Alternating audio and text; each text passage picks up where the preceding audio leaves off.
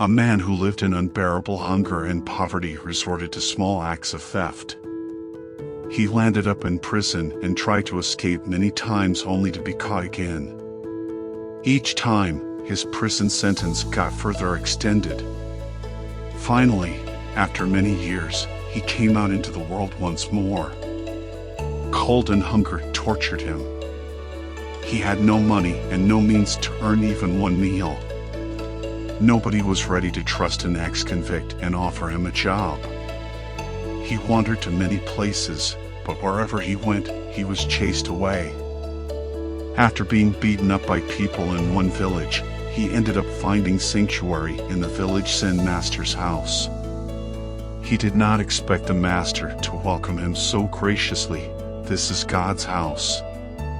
Whether someone is a criminal or a sinner, anybody who comes here looking for shelter are God's children. So the master consoled him and gave him food to eat, clothes to wear, and a place to stay. He ate well, slept, and came awake in the middle of the night with renewed vigor. His eyes fell on some silverware in a room. Overcome with a compulsive urge to steal, he picked up the silverware and fled, not sparing even one thought about betraying the one who fed him. Walking around the village, carrying silverware, he soon attracted the suspicion of the villagers. The police caught him and interrogated him. Because they could not get a proper answer from him, they then took him to the master's house. "We suspect that he stole this silver from you. Could you please confirm if it is yours?" the police asked the priest.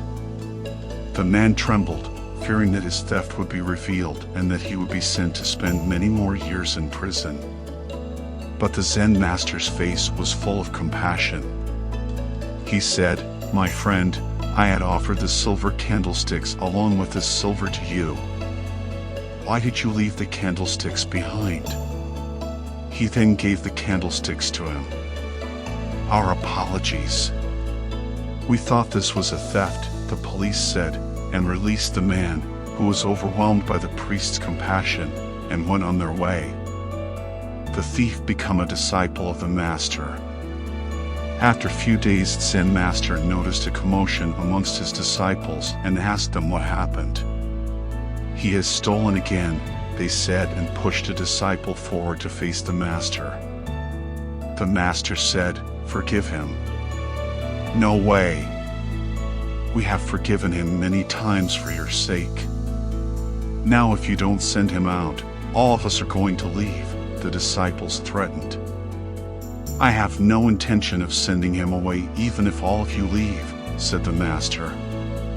The disciple who had committed the crime fell at the master's feet and broke down into tears.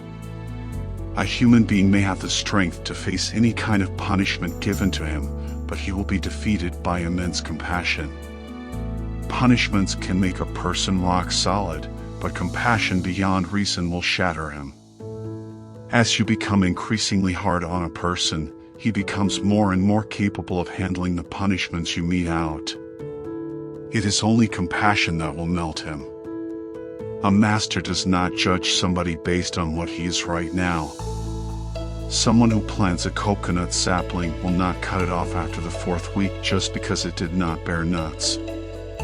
Likewise, a master will look at what kind of inner potential each disciple carries and see how to bring it to fruition. He will not neglect anyone just because he does not have the necessary capability right now. Whoever calls themselves his disciple should be willing to make use of every opportunity for their growth and transformation.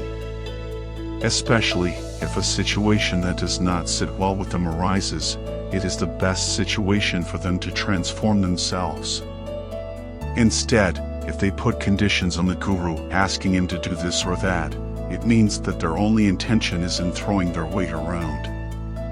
They are not really interested in any transformation. Such people are not fit to call themselves disciples. It is better to let them go than waste time with them.